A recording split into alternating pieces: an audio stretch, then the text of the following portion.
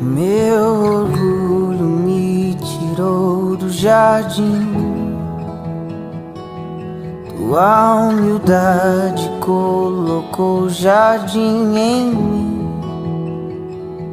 E se eu vendesse tudo que tenho em troca do amor, eu falharia.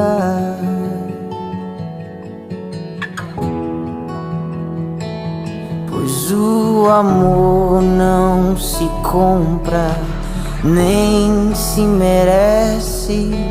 O amor se ganha, de graça o recebe.